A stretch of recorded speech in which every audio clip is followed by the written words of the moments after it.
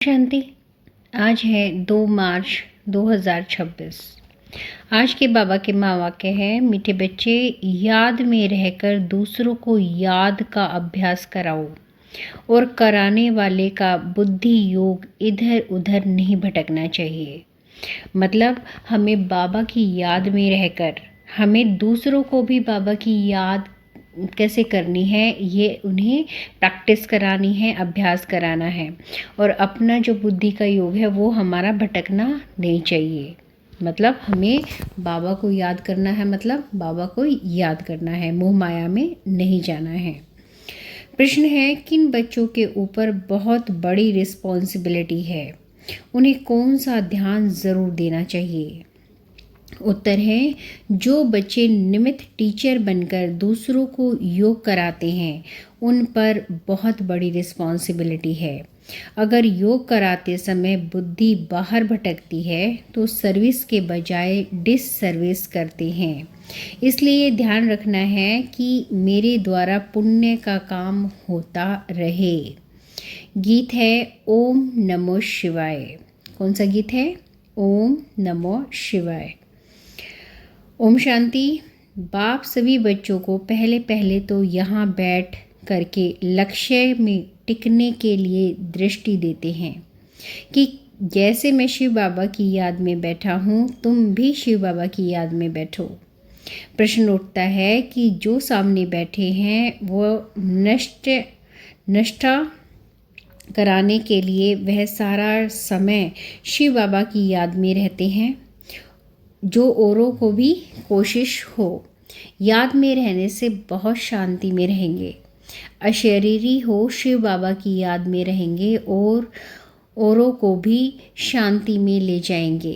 क्योंकि टीचर होकर बैठते हो ना, अगर टीचर ही ठीक रीति याद में नहीं होंगे तो दूसरे रह नहीं सकेंगे। मतलब जब टीचर ही अच्छा नहीं होगा तो बच्चों को क्या सिखाएगा? इसलिए जो सिखा रहा है, जो टीचर है, उसे बहुत ध्यान रखना चाहिए कि वो अपना काम अच्छे से करे। पहले तो यह ख्याल करना है कि मैं जो उस माशूक बाबा का आशिक हूँ उसकी याद में बैठा हूँ। हर एक ऐसे अपने से पूछे, अगर बुद्धि और तरफ चली जाती है, देह अभिमान में आ जाते हो, तो गोया यह सर्विस नहीं डिस सर्विस करते हैं। अगर हम बाबा को याद करते हैं और याद करते करते कहीं और खो गए हैं, कहीं और चले गए हैं याद से, है ना, तो ये क्या हो गया? सर्विस नहीं हुई है, बाबा को याद करना नहीं हुआ, ये क्या हो गई? डिस सर्विस हो गई है। यह बात समझते हैं कि यह बात समझ की है ना, कुछ सर्विस तो नहीं है, ऐसे ही बैठे हो तो नुकसान ही करेंगे। मतलब बेकार में बैठे हो, आपका ध्यान कहीं और है, याद नहीं कर रहे, तो अपना ही नुकसान करोगे इस चीज़ से। टीचर का ही बुद्धि योग भटकता होगा तो वह मदद क्या करेगा? जो टीचर हो बैठते हैं वह अपने से पूछे कि मैं पुण्य का काम कर रहा हूँ या रही हूँ। अगर पाप का काम करेंगे तो दुर्गति हो जाएंगे, पदभ्रष्ट हो जाएगा। अगर ऐसे को गद्दी पर बिठाते हो तो तुम भी रिस्पॉन्सिबल हो। शिव बाबा तो सबको जानते हैं, यह बाबा भी सबकी अवस्था को जानते हैं। शिव बाबा कहेंगे, यह टीचर बन बैठे हैं और इनका बुद्धि योग तो भटकता रहता है, यह क्या औरों को मदद करेंगे? मतलब जहाँ अगर बच्चों को ये लगा कि ये ढंग से अपने काम नहीं कर रही है, बाबा को खुद ही याद नहीं कर रही, तो हमें क्या सिखाएगी, है ना। ऐसे हम जनरली स्कूल में जो बच्चे पढ़ते हैं या कुछ काम, वो बच्चे भी ये कह देते हैं टीचर को खुद तो आता नहीं, हमें ही क्या पढ़ाएंगी। ऐसे ही बाबा के बच्चे हैं जो बाबा का ज्ञान सुनाते हैं, समझाते हैं, अगर वो ढंग से नहीं करेंगे तो हम बच्चों को क्या ही सिखाएंगे। तुम ब्राह्मण बच्चे निमित्त बने हो शिव बाबा का बनकर उनसे वर्षा लेने। बाबा कहते हैं, हे आत्माएं मामे कम याद करो। बाबा क्या कहते हैं? मुझे याद करो। टीचर बन बैठते हो तो औरों की अच्छी तरह उस अवस्था में बैठो। यूँ तो हर एक को बाप को याद करना है। स्टूडेंट अपनी अवस्था को समझते हैं, जानते हैं कि हम पास होंगे व नहीं। टीचर भी जानते हैं, अगर प्राइवेट टीचर रखते हैं वह भी जानते हैं। यह पढ़ाई में तो कोई ख़ास टीचर रखने चाहे तो रख सकते हैं। यहाँ अगर कोई कहते हमको निष्ठा मतलब मन लगाकर योग में बिठाओ तो बाप की याद में बैठना है। बाप का फरमान है कि मामे कम याद करो। तुम आशिक हो, चलते फिरते अपने माशूक को याद करो, मतलब हम शिव बाबा को हर वक्त याद करें। सन्यासी ब्रह्मा को याद करते हैं, समझते हैं कि हम जाकर ब्रह्मा में लीन होंगे। जो अधिक याद करते हैं होंगे उनकी अवस्था अच्छी होगी। हर एक में कोई न कोई खूबी तो रहती है ना। कहते हैं कि याद की यात्रा में रहो, खुद को भी याद में रहना है। बाबा के पास कोई तो सच्चे भी हैं, कोई झूठे भी हैं। खुद निरंतर याद में रहें बड़ा मुश्किल है। कोई तो बाप से बिल्कुल सच्चे रहते हैं। यह बाबा भी अपना अनुभव तुम बच्चों को बताते हैं कि थोड़ा समय याद में रहता हूँ, फिर भूल जाता हूँ, क्योंकि इसके ऊपर तो बहुत बोझ है। कितने ढेर बच्चे हैं, तुम बच्चों को यह भी पता नहीं पड़ता कि यह मुरली शिव बाबा ने चलाई व ब्रह्मा बाबा चलाते हैं, क्योंकि दोनों इकट्ठे हैं ना। यह कहते हैं कि मैं भी शिव बाबा को याद करता हूँ। यह बाबा भी बच्चों को निष्ठा कराते हैं। यह बैठते हैं तो देखते हो सन्नाटा अच्छा हो जाता है। मतलब जब बाबा मुरली सुनाते हैं तो बच्चे बड़े ध्यान से मुरली सुनते हैं, मतलब सब कुछ सन्नाटा सा हो जाता है। बहुतों को खींचते हैं, बाप है ना। कहते हैं बच्चे याद की यात्रा में रहो, खुद को भी रहना है, सिर्फ पंडित नहीं बनना है। याद में नहीं रहेंगे तो अंत में फेल हो जाएंगे। बाबा मम्मा का तो उच्च पद है, बाकी तो अभी माला बनी नहीं है। एक भी दाना बना हुआ कंप्लीट नहीं है। आगे माला बनाते थे बच्चों को लिफ्ट देने के लिए, परंतु देखा गया है कि माया ने बहुतों को ख़त्म कर दिया। सारा मदार सर्विस पर है। तो जो सामने निष्ठा कर के बैठते हैं, मतलब अच्छी रीति बैठते हैं, उनको समझाना है कि मैं सच्चा टीचर होकर बैठूं। मतलब वो तन मन से अच्छे से बुद्धि को स्थिर रख के मन लगाकर बाबा का ज्ञान हम बच्चों को सिखाए या दूसरे बच्चों को बताए। नहीं तो बोलना चाहिए कि हमारी बुद्धि यहाँ वहाँ चली जाती है, मैं यहाँ बैठने के लायक नहीं हूँ। अगर कोई नहीं सिखाने के लायक है, बाबा का ज्ञान बताने लायक नहीं है, तो सच बोले कि मैं इस गद्दी पर या बाबा का ज्ञान बताने लायक नहीं हूँ। स्वयं बताना चाहिए, ऐसे नहीं कि आप ही कोई आकर बैठे। कोई है जो मुख से मुरली नहीं जानते परंतु याद में रहते हैं, लेकिन यहाँ तो दोनों में तीखा जाना है। साजन बहुत लवली है, उनको तो बहुत याद करना चाहिए। मेहनत है इसमें, बाकी प्रजा बनना तो सहज है। दास दासिया बनना बड़ी बात नहीं है। ज्ञान नहीं उठा सकते हैं, जैसे देखो यज्ञ की भंडारी है, सबको बहुत खुश करती है, किसी को दुख नहीं देती, सब महिमा करते हैं। तो वह शिव बाबा की भंडारी तो नंबर 1 है, बहुतों की दिल को खुश करती है। बाबा भी बच्चों की दिल को खुश करते आए हैं। बाप कहते हैं कि मुझे याद करो और यह चक्र बुद्धि में रखो। अब हर एक को अपना कल्याण करना है, हड्डी सर्विस करनी चाहिए। तुमको बहुत रहमदिल बनना चाहिए। मनुष्य मुक्ति, जीवन मुक्ति के लिए बहुत धक्के खाते हैं।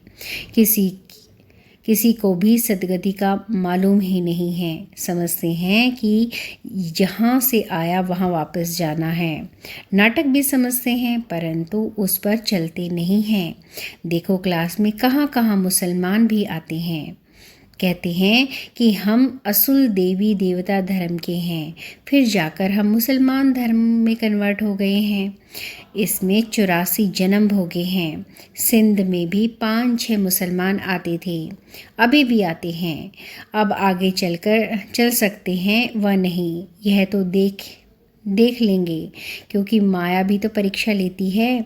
कोई तो पक्के ठहर जाते हैं, कोई ठहर नहीं सकते। जो असुल ब्राह्मण धर्म के होंगे जिन्होंने 84 जन्म लिए होंगे वे तो कहीं हिलेंगे नहीं, बाकी कोई न कोई कारणे अकारणे चले जाएंगे। मतलब जिन बच्चों ने पूरे 84 जन्म लिए हैं वो बिल्कुल नहीं हिलेंगे, वो अपना कार्य अच्छे से करेंगे, बाबा को याद करेंगे और बाबा सतयुग में अच्छा वर्षा लेंगे। देह अभिमान भी बहुत आ जाता है। तुम बच्चों को तो बहुतों का कल्याण करना है, नहीं तो क्या पद पाएंगे।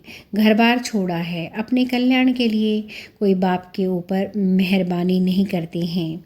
बाप के बने हो तो फिर सर्विस भी करनी चाहिए। तुमको तो राजाई का मेडल मिलता है, 21 जन्म सदा सुख की राजाई मिलती है।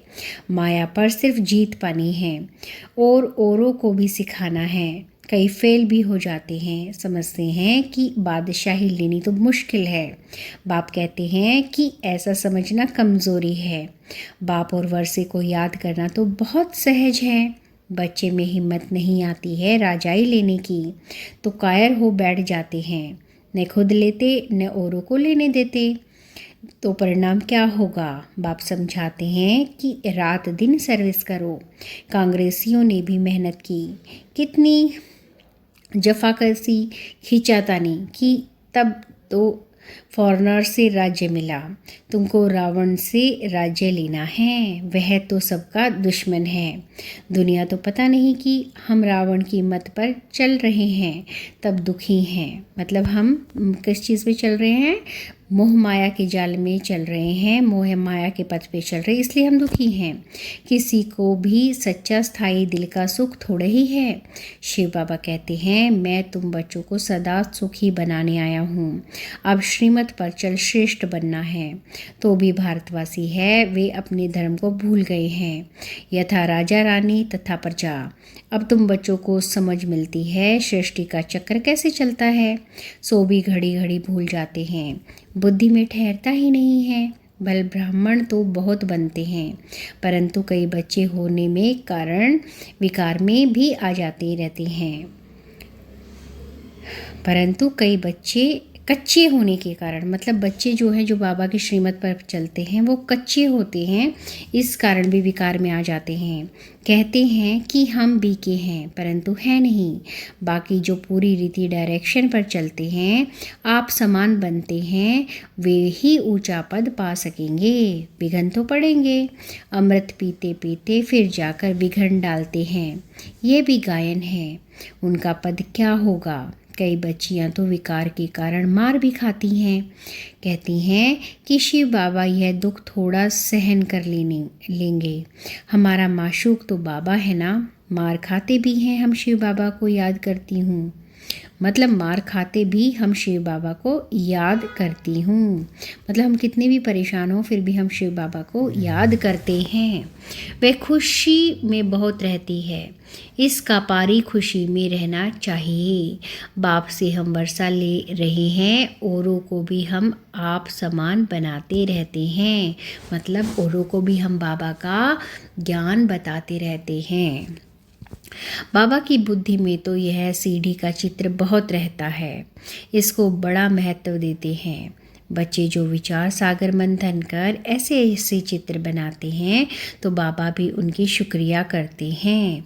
तो या तो ऐसे कहेंगे कि बाबा ने उन बच्चों को टच किया है, सीढ़ी बड़ी अच्छी कमाई है।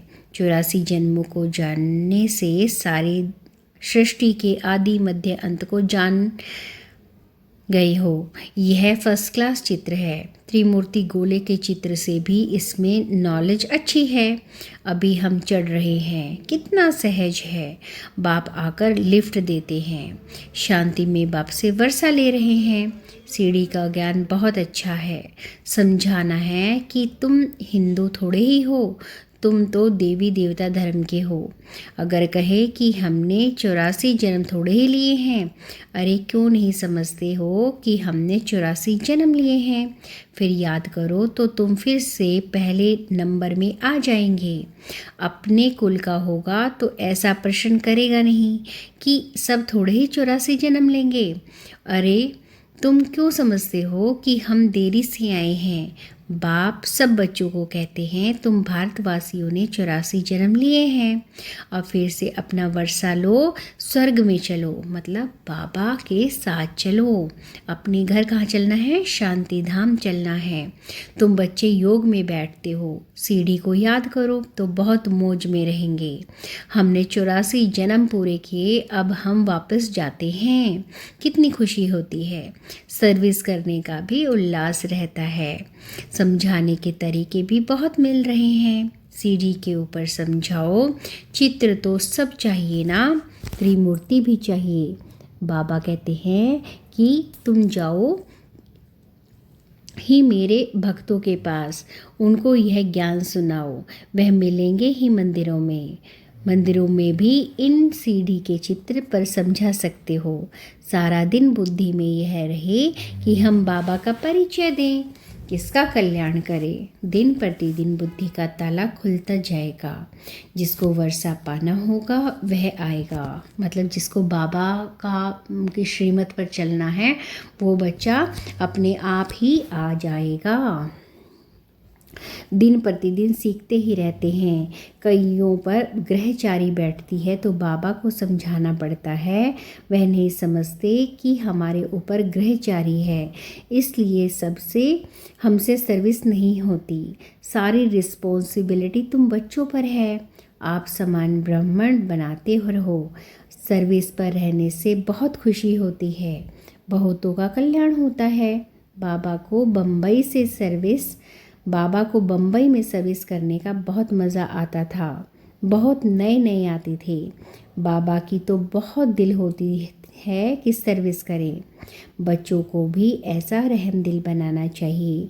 सर्विस पर लग जाना चाहिए। दिल में यह रखना चाहिए कि जब तक हमने किसी को आप समान नहीं बनाया है तब तक भोजन नहीं खाना है। मतलब हम बाबा के बच्चे दूसरों को सिखाएं बाबा की श्रीमत पर चलने के लिए, तब तक भोजन ना करें जब तक किसी एक को हम जो है बाबा की श्रीमत पर ना चला दें। कह भी रहे हैं ना, दिल में ये रखना चाहिए कि जब तक हमने किसी को आप समान नहीं बनाया, मतलब बाबा के समान नहीं बनाया, बाबा को याद करना नहीं सिखाया, तब तक भोजन नहीं खाना है। पहले पुण्य तो करूं, पाप आत्मा को पुण्य आत्मा बनाए फिर रोटी खाएं। तो सर्विस में जुटा रहना चाहिए। किसका जीवन सफल बनाए तब रोटी खाएं। आप समान ब्राह्मण बनाने की कोशिश करनी चाहिए। बच्चों के लिए मैगज़ीन निकलती है, लेकिन बीके इतना पढ़ते नहीं हैं। समझते हैं कि हमको थोड़ा ही पढ़ना है, यह बाहर वालों के लिए है। बाबा कहते हैं बाहर वाले तो कुछ समझते नहीं हैं बिगर टीचर के। यह है ब्रह्म कुमार कुमारियों के लिए तो पढ़कर रिफ्रेश हो, परंतु वे पढ़ते नहीं हैं। सभी सेंटर्स वालों से पूछते हैं कि सारी मैगज़ीन कौन पढ़ते हैं, मैगज़ीन से क्या समझते हैं, कहाँ तक ठीक है। मैगज़ीन निकालने वाले को भी आफरीन देनी चाहिए कि आपने बहुत अच्छी मैगज़ीन लिखी है, आपको धन्यवाद करते हैं। मेहनत करनी है, मैगज़ीन पढ़नी है। यह है बच्चों के रिफ़्रेश होने के लिए। मतलब कई बच्चे जो होते हैं ना परेशानी में फंसे होते हैं, मोह माया में हो जाते, कितना भी कुछ कर लो वो फंस जाते हैं। तो ये मैगज़ीन है जो छपी हुई है, इससे बच्चे क्या फ़ील करते हैं, अपने आप को रिफ़्रेश फील करते हैं। लेकिन बच्चे पढ़ते नहीं। जिसका नाम वाला है उनको सब बुलाते हैं कि बाबा भाषण करने के लिए हमारे पास फलाने को भेजो। बाबा फिर समझाते हैं कि खुद भाषण करना नहीं जानते हैं तब तो मांगनी करते हैं। तो सर्विस बुल को कितना रिगार्ड देना चाहिए। अच्छा, मीठे मीठे से खिलते बच्चों प्रति माता पिता बाप दादा का याद प्यार और गुड मॉर्निंग। रूहानी बाप की रूहानी बच्चों को नमस्ते। रूहानी बच्चों की रूहानी बाप दादा को नमस्ते। शुक्रिया बाबा, शुक्रिया। धारणा के लिए मुख्य सार है, नंबर 1, राजाई का मेडल लेने के लिए सबके दिल को खुश करना है। बहुत बहुत रहम दिल बन अपना और स्वर्ग का कल्याण करना है। हड्डी सेवा करनी है। नंबर 2, देह अभिमान में आकर डिससर्विस नहीं करनी है, सदा पुण्य का काम करना है, आप समान ब्राह्मण बनाने की सेवा करनी है, सर्विस बुल का रिगार्ड रखना है। मतलब जो बाबा के बच्चे हम दूसरे बच्चों को ज्ञान सिखाते हैं, हमें उनकी रिस्पेक्ट करनी चाहिए, क्योंकि अगर खुद पढ़ सकते हैं मुरली, क्योंकि हमें हर जगह मिल जाती है मुरली, लेकिन बहुत बच्चे जो हैं वो पढ़ ही नहीं पाते। तो जो सुना रहे हैं, जो हमें मुरली समझा रहे हैं, हमें उनकी रिस्पेक्ट करनी चाहिए। वरदान है, मनन शक्ति द्वारा वेस्ट के वेट को समाप्त करने वाले सदा शक्तिशाली भव। वेस्ट के वेट मतलब जो वेस्ट बातें हैं उनको ख़त्म करना है और शक्तिशाली बनना है। आत्मा पर वेस्ट का ही वेट है। वेस्ट संकल्प, वेस्ट वाणी, वेस्ट कर्म, इतने आत्मा भारी हो जाती है। मतलब जो भी हम वेस्ट बातें करते हैं, कुछ भी काम करते हैं, उससे हमारी जो आत्मा जो होती है वो कैसी हो जाती है, भारी हो जाती है। अब इस वेस्ट को ख़त्म करो। इस वेस्ट को समाप्त करने के लिए सदा सेवा में बिजी रहो। मनन शक्ति को बढ़ाओ। मनन शक्ति से आत्मा शक्तिशाली बन जाएगी। जैसे भोजन हजम करने से खून बनता है, फिर वह शक्ति का काम करता है, ऐसे मनन करने से आत्मा की शक्ति बढ़ती है। स्लोगन है, जो अपने स्वभाव को सरल बना लेते हैं उनका समय व्यर्थ नहीं जाता। व्यक्ति सारे निश्चय के फाउंडेशन को मजबूत कर सदा निर्भय और निश्चिंत रहो। जो निश्चय बुद्धि होगा वह निश्चिंत होगा, उसे किसी भी प्रकार का चिंतन व चिंता नहीं होगी। क्या हुआ, क्यों हुआ, ऐसे नहीं होता, यह व्यर्थ चिंतन है। निश्चय बुद्धि निश्चिंत, वह कभी व्यर्थ चिंतन नहीं करेगा। सदा सद चिंतन में रहने वाला स्वस्थिति से परिस्थिति पर विजय प्राप्त कर लेता है। ओम शांति।